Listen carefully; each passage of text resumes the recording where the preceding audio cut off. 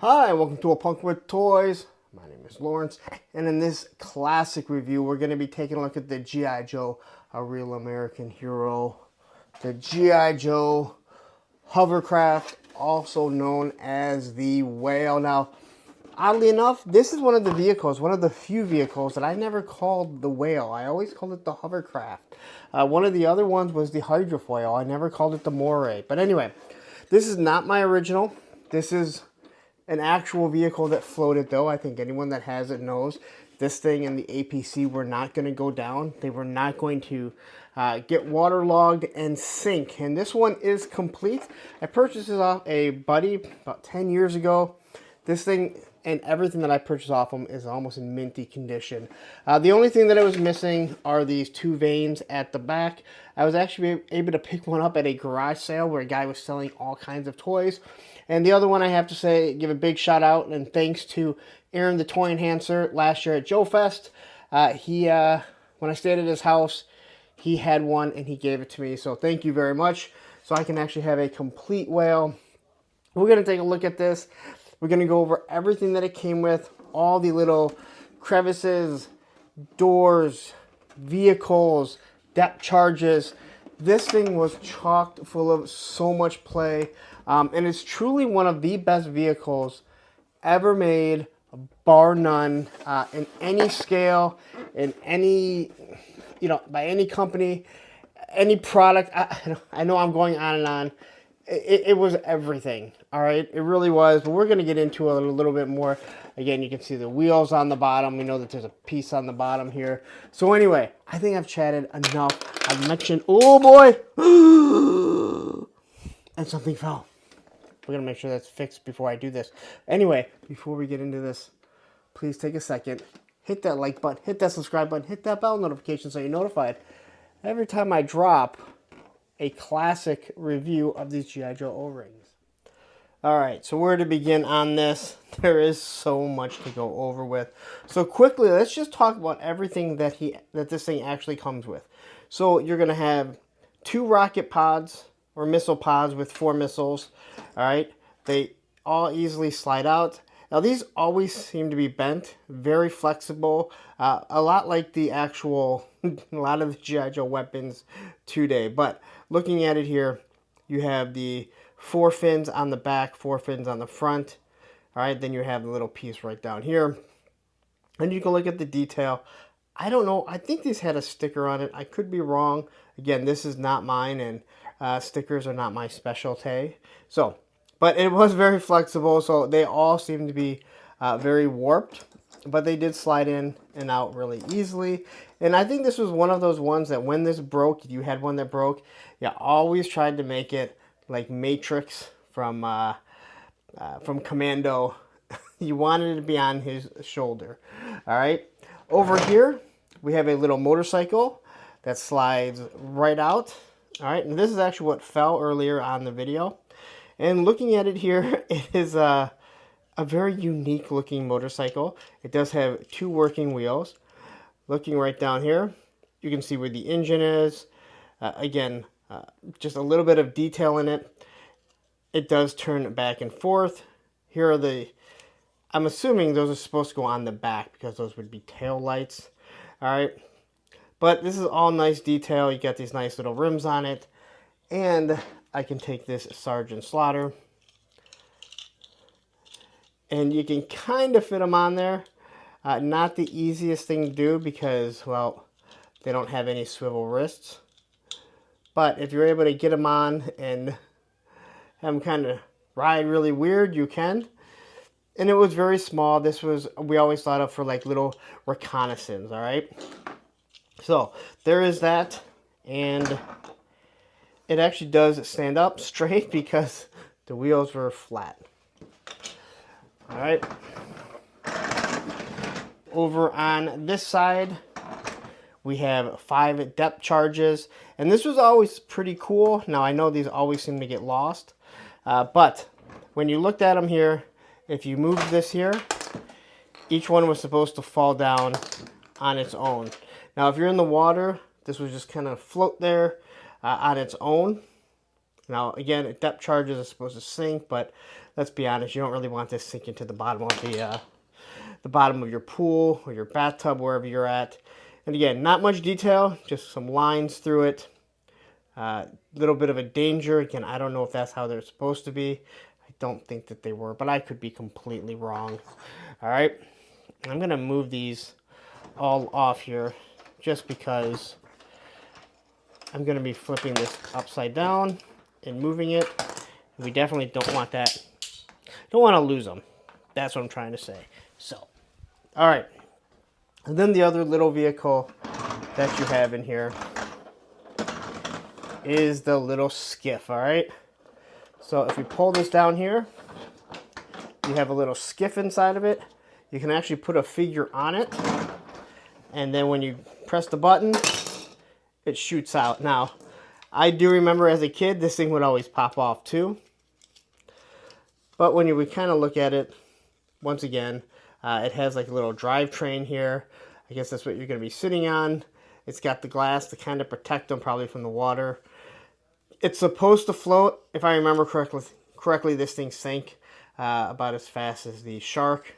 But it did have wheels on it. So you'd be able to act like this was, you know, if you were playing, you know, on the cement, on your kitchen floor, different things like that. And we will take our tunnel rat here. And this guy just kind of fit right in here like this. I guess you can move his hand. I think you can put his hands up a little bit if you wanted to. Wasn't the easiest. Wasn't the... probably not the greatest design when it came to this. But it was a lot of fun nonetheless. Just to have it. So I believe we can actually shoot. Now you do have to open this piece here to make the ramp come down.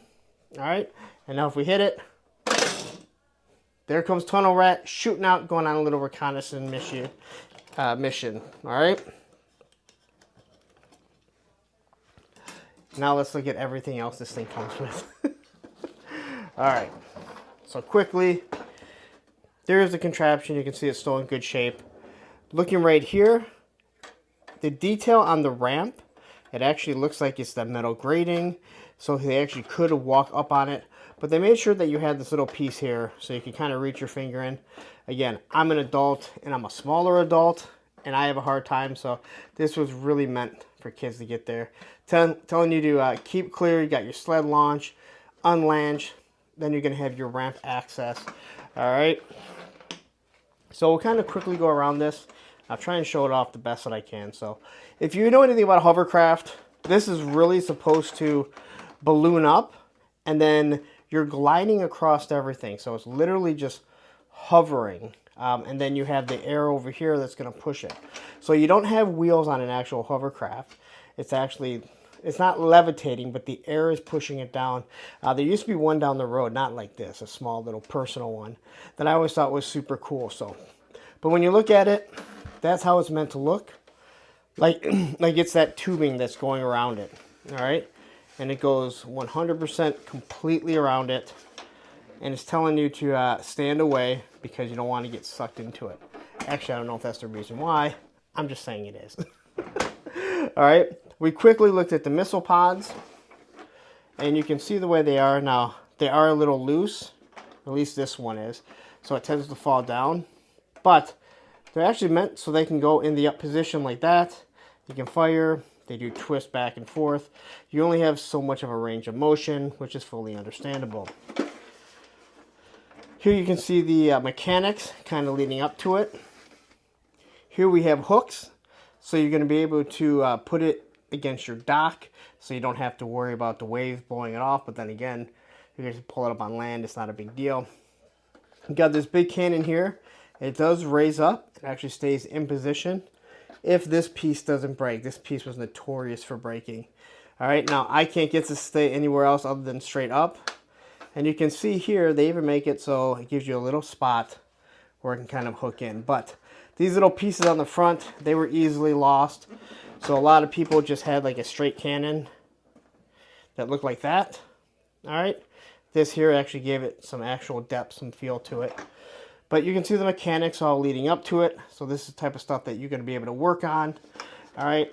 And then right here, we have an engine bay. And this is the same on both sides.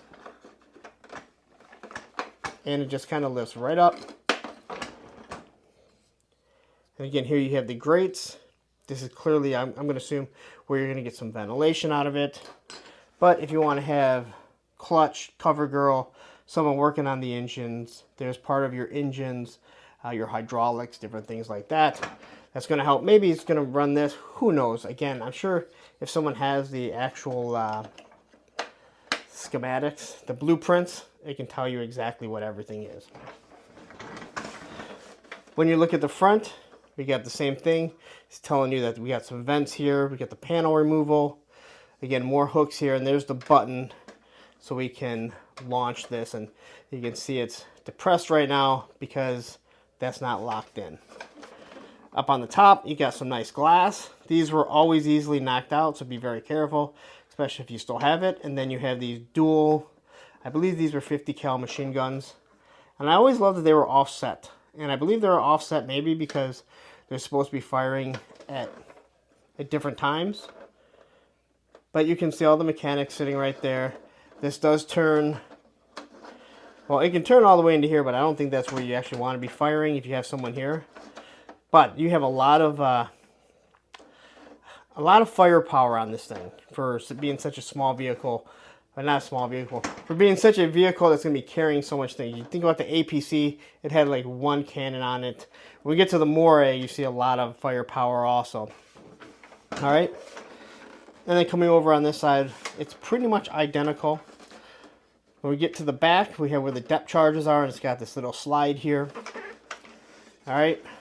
And then on this side here, you got your little divots for the motorcycle, and it just sits right in there. All right. And you can see as we look in there, little pieces, just little divots for the wheels. All right. Now this is another piece that tends to fall off. You tend to lose it, and that's the mechanism to run the propellers. All right. So action features were huge with G.I. Joe. This doesn't spin all that well because these tend to pop out. All right. But when you spin it, now they're actually hitting the vents. All right. And they actually pop out a little bit. So be careful with that if you still have yours in good working shape. But when you look at this, they took some nice time detailing which way that this isn't going to blow up.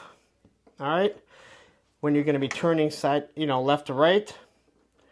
And these vanes here, the ones that I was missing, and he doesn't know why they were missing. Everything that I got was almost complete. He's like, I think this was just towards that time, right? So these were meant, they turned, they didn't really stay in position all that well. You can see how easily this thing comes off. But as they were turned, you'd have this up here. Again, just a lot of detail that was put into it. But without this, they move very independently of each other. All right. I'm going to try and look into the cockpit. So up top, you got the glass piece. That's another piece that is easily lost. And when you look down there, you have a total of 4 pegs. But it's not for 4 people. It's for 2 people. So you can peg both their legs in there, both their feet. I'm assuming they probably assume some are going to break. But as long as you have 2 in there, it's a little bit easier. Especially if you're bouncing this through water, running this over concrete in the kitchen. You know those figures are going to be moving around, all right? But just looking on the inside, there's all kinds of detail in there because this is where Cutter is actually driving this thing. He's moving this thing on land, on sea. He's the one who's really got to let everyone, or let it know where you're going. And I'm assuming there's going to be a different setting when you're on the water, when you're on the land, if you're on the grass, cement, different things like that. And it's all the type of stuff that, the little details that were put into everything. All right. Now, here we go, because you're like, hey, I thought this thing held a lot of people. Well, it sure did. So once you open this up, then we're going to flip that over. Man, that glare is really driving me nuts. So driving anyone else nuts. There we go. I feel like I had these lens flares like J.J. Abrams. All right, so this thing opened up completely. So now you can walk up. You can walk the figures up there. So now Sergeant Slaughter and his bad knees, after he just turned his back on Hulk Hogan, he can actually walk all the way up here. And this is another piece you got to watch because it breaks if you lift it up. But it has a nice little runway. You can see the hooks that are going to hold it down right there. On the inside here, we got some cables. All right, so just a little bit of detail holding the cable, you know, showing those cables. Those are things you're going to be, I'm assuming, to hook it to another vehicle, to the docks. On the inside, you can see there are eight pegs, and once again, it is meant so you have two individual feet holding that on there. And then you just have a bunch of little things in the side there, all right? I'm not even sure what it is. It looks like maybe dynamite on that side. Over on that side, a little dirty in there. Nothing, just like a little wheel well. Not that there's a wheel well in this. And then you look all the way in the back there, and you get more detail. But right there, that there is so when you took your Sergeant Slaughter and you put him down here, that is so he wouldn't fall all the way down. There were no pegs there because there was no reason to have a peg system as long as he's going to be sitting up there holding on to it. But all that little detail that you really couldn't see, it's there. This is the stuff that the G.I. Joe team, that Hasbro team, did so much amazing detail back in the day. All right. And then this thing, it just folded nicely, gave you a nice little hook so we could flip it up. All right. And there you can kind of see that detail right there, telling you turret info. Now, one of the crazy things about this turret, actually both of them, is you can see it goes up, it also goes down, and it can move side to side. So this is something that it's gotten lost on some newer vehicles, 6-inch vehicles, that they didn't allow it to go up and down, and no one thought it was that big of a deal. But I think it's pretty good because you want to be shooting rattlers, fangs, cobra claws out of the sky. All right. So that is a look of everything here, but there was still a little bit more. So on the back, or on the bottom of this, they gave you wheels. All right. So there's your wheels, and it allowed it to move anywhere. Because again, this thing was meant to go on land and on sea. Now these wheels, they came off pretty easily. Most of them are lost. But this is one thing that will not sink, and I mean it will not sink. Also, you had a compartment here. I don't know if I've ever even opened this one. And you're able to store figures, weapons. I wouldn't store file cards underneath there, as if you go in the water, they're definitely going to get ruined. But again, and there's, look at that, 1984 Hasbro, Pawtucket, Rhode Island. My buddy, Woody 222, where were you in 1984? You were right by Pawtucket. You told us you could see the factory. Hell, you might have been walking by it the day this thing was made. So this is also another thing I know that gets lost pretty easily. But even when it's lost, it does not affect it not to float. So that is one of the, I mean, again, some great things with all of this. And again, a lot of play features. I would honestly say this motorcycle was probably the thing that got played with the least out of everything. Getting Cutter or any other figure to sit in there, get them on those pegs, not the easiest. And even harder as we get older because our eyes are worse and our hands are a little bit bigger. But we're going to try it really quick here. We're going to take our Cutter. Getting both the feet, you know, maybe they just did two because they were like, hey, you know what? Maybe a kid will be lucky and get at least one in there. And if his legs are wobbly, and we know this one just broke, it can be a little bit more difficult. But for the most part, plugs in right there. And again, this is a second tunnel rat that I have. So he just gets to sit in there. And then this Sarge, if I am correct, has the wrong pants. So we're just going to throw him up here. And now you have your 2 gunners. You have your pilot. You can get a co-pilot in there, but I got to say they sit really close together. And because there's no give on the shoulders, they're just kind of banging against each other. As for the person that's going to be sitting waiting to eject out of the sled, well, I'd have to say tunnel rat would probably be the perfect person, because you know he's not claustrophobic because he's going through tunnels. It's not a place that I want to sit, especially as they're firing.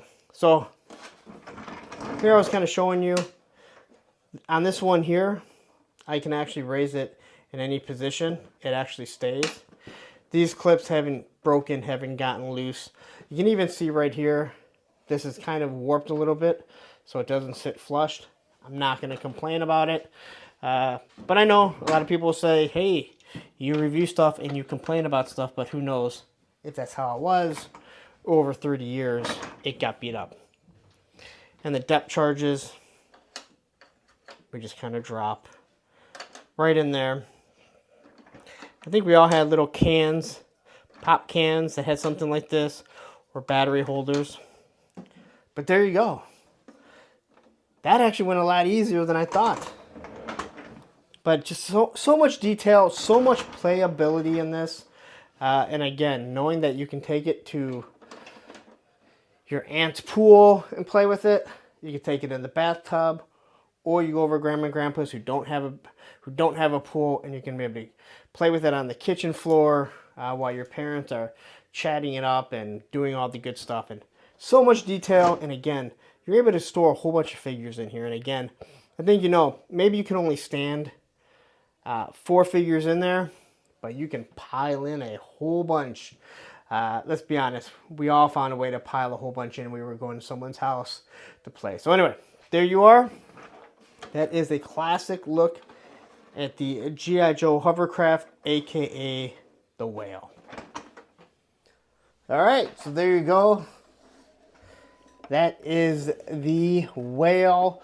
I'd love to hear a story. It seems like this was one of the bigger vehicles a lot of people had. And again, it had so much room for so many figures. 2 people in the cockpit, the 2 gunners, all the people on the inside, the motorcycle, the skiff in the front. This thing was awesome. And unlike, let's say, I feel like a lot of people didn't have the Sky Striker and the Rattler. I feel like a lot of people had this. Maybe because it could operate in the water and it had wheels that you could push on the ground and you weren't like smashing it over things. Like again, when you look at the water moccasin and the moray, the hydrofoil, devilfish, you weren't really pushing that. That had to be in the water, or you had to imitate it was in the water. But anyway, I'm holding this. Luckily, it's not that heavy. But anyway, tell me a story if you had it. Again, I'd love to hear it. I love the stories that you have. I know a lot of people had this, so tell me how you got it. If you got it, or maybe something you never had, now you're just waiting, saying, please, please, Hasbro, make this the next HasLab. I don't think it's going to be, but hey, we can all wish. But anyway, I'm going to get out of here. But right now, please take a second, hit that like button, hit that subscribe button, hit that bell notification so you're notified every time I drop a classic review. But right now, you're like, hey, how can I see this? You didn't even do Cutter. Well, you're wrong. Cutter's right here, and down here will be the playlist of all the classic reviews that I've done. Take care.